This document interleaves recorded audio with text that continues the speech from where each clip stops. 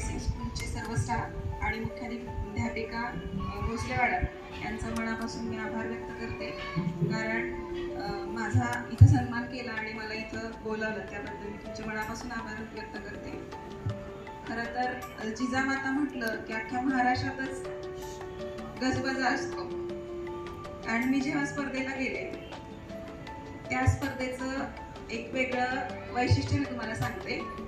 या स्पर्धेसाठी मागच्या वर्षी आपल्याच कॉलेजचे डॉक्टर तुषार साळुंखे सर यांचा द्वितीय क्रमांक आला होता आणि यावर्षी मी पुन्हा त्या स्पर्धेसाठी जिजामाताचीच कॅन्डिडेट आलेली आहे. तर तिथे एक दबदबा निर्माण झाला होता. जिजामाता म्हटलं की थोडंसं लोकांना घाबरायला होतं आणि जिजामाता प्रॅक्टिसिंग स्कूल असू देत किंवा जिजामाता अध्यापिका विद्यालय असू देत, तर या दोन्ही शाखांचं ऑल महाराष्ट्रामध्ये खूप नावलौकिक आहे.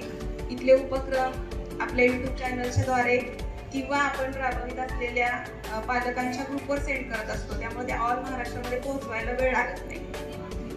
खऱ्या अर्थानं हा माझा जो नंबर आलेला आहे तो केवळ तुषार साळुंखे सर आणि आमच्या कॉलेजच्या प्राचार्या कदम मॅडम यांच्यामुळेच आलेला आहे. असं का तर मार्गदर्शन आणि प्रेरणा देणाऱ्या कॉलेजच्या प्राचार्या आहेत की त्यांनी सांगितलं यावर्षी दुसऱ्यांना संधी देऊयात आपण. आणि मागच्या वर्षी साळुंखे सरांचा नंबर आला होता त्यामुळे मला त्यांचा गायडन्स उपयोगी झाला. आणि मॅडमनी कृती संशोधन म्हणजे काहीतरी नवोपक्रम राबवा अशी कल्पना दिल्यामुळे आपण मग ते नवचैतन्याने नवोपक्रम राबवू लागलो. सगळ्यात महत्त्वाचा सकारात्मक दृष्टिकोन हा खूप महत्त्वाचा आहे आपल्या प्रत्येक गोष्टीमध्ये. आपल्या आयुष्यात चढ उतार येत असतात, कधी अपयश येत असतं, पण प्रत्येक अपयश हे कुठल्या तरी यशाची पायरी आहे हे लक्षात ठेवायचे.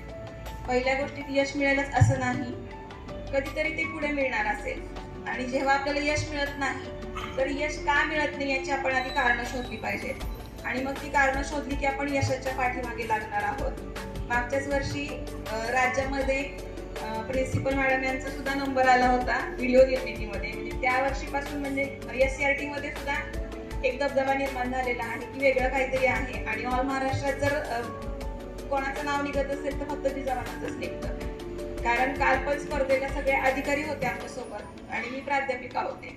प्राध्यापिका आणि अधिकारी यांच्यामध्ये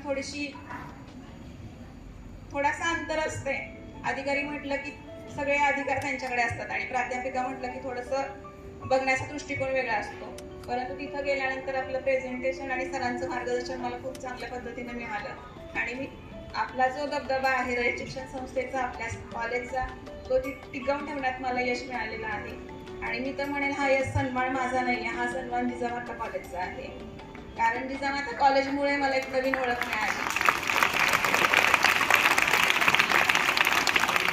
मला लोकांपर्यंत पोहोचते तर मी माधुरी पाटील म्हणून नाही तर जिजामाता अध्यापिका विद्यालयाच्या माधुरी पाटील आहे हे नाव लौकिक मिळालं.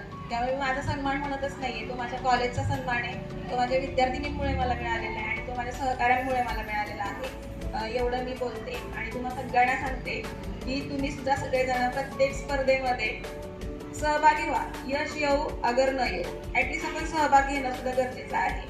आणि मग आपण जेव्हा सहभाग घेऊ तेव्हा आपल्याला कळणार आहे कोणत्या चांगल्या बाबी आहेत, कोणत्या वाईट बाबी आहेत. आणि जे चांगलं आहे ते सोबत घेऊन जायचं, जे वाईट आहे ते इथंच ठेवायचंय.